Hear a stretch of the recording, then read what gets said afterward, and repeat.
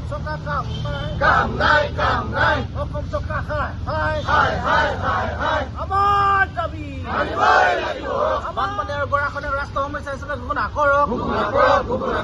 শেহতীয়াভাৱে বান গৰাখহনীয়াত ক্ষতিগ্ৰস্তসকলক অতি শীঘ্ৰে ক্ষতিপূৰণ দিব লাগিবই ক্ষতিগ্ৰস্তসকলক অতি শীঘ্ৰে ক্ষতিপূৰণ দিব লাগিবই গৰাখহনীয়া ৰাষ্ট্ৰীয় সমস্যা হিচাপে ঘোষণা কৰিব লাগিবই আমাৰ দাবী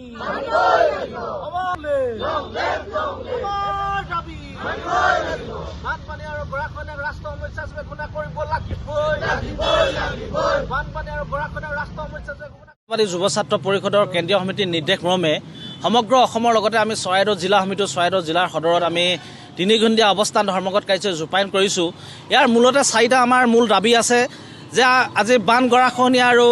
বানপানীৰ সমস্যাক আচলতে ৰাষ্ট্ৰীয় সমস্যা হিচাপে ঘোষণা কৰিব লাগে বুলি 1978 চনৰ 12 মাৰ্চ তাৰিখৰ পৰাই আচলতে অসম জাতীয়তাবাদী যুৱ ছাত্ৰ পৰিষদে দাবী জনাই আহিছে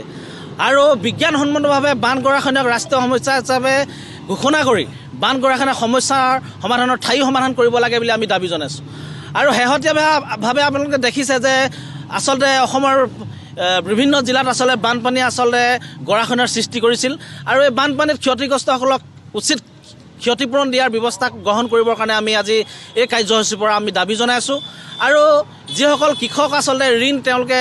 লৈছিল ৰাজ্য চৰকাৰৰ পৰা এই ঋণ ৰেহাই দিবৰ কাৰণে আমি আজি এই অৱস্থান ধৰ্মঘট কাৰ্যসূচীৰ পৰা মূলতঃ এই 4টা দাবীৰে আমি অৱস্থান ধৰ্মঘট কাৰ্যসূচী ৰূপায়ণ কৰিছোঁ। আপোনালোকে যে চাই আজি স্বাধীনোত্তৰ কালৰ পৰা চৰকাৰ আহিছে আৰু গৈছে, কিন্তু কোনো এখন চৰকাৰে আচলতে আজি তাৰিখলৈকে বানপানী সমস্যা গৰাখহনীয়া সমস্যা কিন্তু ৰাষ্ট্ৰীয় সমস্যা হিচাপে ঘোষণা কৰা আমি দেখিবলৈ পোৱা নাই। এইটো এটা অত্যন্ত দুৰ্ভাগ্যজনক বিষয় অসমৰ কাৰণে, কাৰণ আজি কেন্দ্ৰীয় চৰকাৰ আজি ৰাজ্য চৰকাৰে ডাবল ইঞ্জিন চৰকাৰ থকাৰ পাছতো অসমৰ যি সমস্যা আছে বানপানী আৰু গৰাখহনীয়া, এই বানপানী আৰু গৰাখহনীয়া কিয় আচলতে ৰাজ্য চৰকাৰ কেন্দ্ৰীয় চৰকাৰে আজি তাৰিখলৈকে বিজ্ঞানসন্মতভাৱে ঠাই সমাধানৰ ব্যৱস্থা কৰা নাই। ইয়াত আচলতে অসম জাতীয়তাবাদী যুৱ ছাত্ৰ পৰিষদে আছে পূৰ্বৰ পৰা আমি দাবী জনাই আহিছোঁ। গতিকে আজি তাৰিখত আমি সমগ্ৰ অসমৰ লগতে চৰাইদেউ জিলা সমিতি আমি গৰিহণা জনাইছোঁ, ধিক্কাৰ জনাইছোঁ আৰু অতি শীঘ্ৰে বানপানীৰ সমস্যাক ৰাষ্ট্ৰীয় সমস্যা হিচাপে ঘোষণা কৰিব লাগিব আৰু বিজ্ঞানসন্মতভাৱে ঠাই সমাধানৰ ব্যৱস্থা গ্ৰহণ কৰিব লাগিব বুলি আজি আমি এই কাৰ্যসূচীৰ পৰা আমি ৰাজ্য চৰকাৰ আৰু কেন্দ্ৰীয় চৰকাৰলৈ আমি দাবী জনাইছোঁ। আৰু ইতিমধ্যে আমি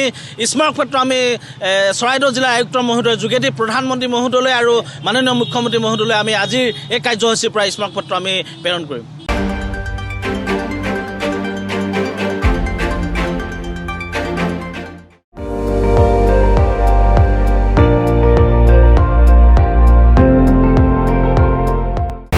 আপুনি চাই আছে ND24